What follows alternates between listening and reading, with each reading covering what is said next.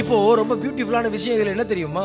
இந்த நூற்றுக்கு அதிபதினு ஒருத்தர் வாசம் பார்த்தீங்களா? இந்த நூற்றுக்கு அதிபதி தான் கொஞ்ச நேரத்துக்கு முன்னால பவுல் எப்படி பார்த்தான்? பவுல் சொல்றா, எப்ப அந்த பிரயாணம் வேண்டாம்,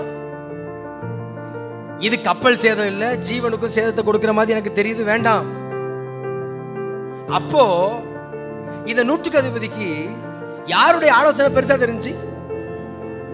மாலுமியின் ஆலோசனையும் யாரு? கப்பல் எஜமானுடைய ஆலோசனையும் பெருசா தெரிஞ்சிச்சு. அப்போ பவுல் இவன் பார்வையில் அற்பமா தெரிஞ்சான். ஆனா நேரம் ஆக ஆக பவுல் சொன்னதெல்லாம் நடக்க நடக்க நடக்க இப்போ நூற்றுக்கு அதிபதிக்கு ஒரு எண்ணம் வந்துட்டு, இல்ல இல்ல, இனி காப்பாற்ற வேண்டியது கேப்டனையும் ஓனரையும் அல்ல, இப்ப காப்பாற்ற வேண்டியது பின்னால என்ன நடக்க போகிறதுன்னு சொல்ற இந்த பவுலை காப்பாத்தி ஆகணும். எங்கேயோ யாரோ உங்க வார்த்தையை கேட்கலையா, விட்டுருங்க. இப்போ நீங்க சொல்ற வார்த்தை எல்லாம் எல்லாருக்கும் அற்பமா தெரியலாம். உங்களை விட எக்ஸ்பீரியன்ஸ்ல கூடவங்க சொல்றதை கேட்டுட்டு போயிட்டே இருக்கலாம். ஒரு காலத்தை கர்த்தர் உங்களுக்கு வச்சிருக்கிறார். கர்த்தர் உங்களை ஒரு பாதையில நடத்துவார். அந்த பாதையில நீங்க நடக்கும்போது உங்க வார்த்தையை யாருமே கேட்கலன்னா, இன்னைக்கு சொல்றேன், அந்த வார்த்தையை அவங்க கேட்கலையா, கர்த்தருக்கு ஸ்தோத்திரம்னு சொல்லிட்டு உங்க வேலையை பார்த்துட்டே இருங்க.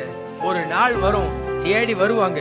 எத்தனை பேர் உங்களுக்கு விரோதமா கூட்டம் கூடி வந்து நின்று உங்களை அழிக்க நினைச்சாலும், இல்ல, இது நம்ம குடும்பத்துக்கு தேவையான ஒரு பாத்திரம், இது அழிஞ்சிடக்கூடாது, இதை பாதுகாத்தே ஆகணும்னு இன்னைக்கு உங்களை அற்பமா பார்க்கிற அதே ஆளை கர்த்தர் கொண்டு வந்து நிறுத்தி உங்களை அவருடைய கண்களுக்கு முன்பதாக விலையேற பெற்றவர்களாய் நிறுத்துவார்.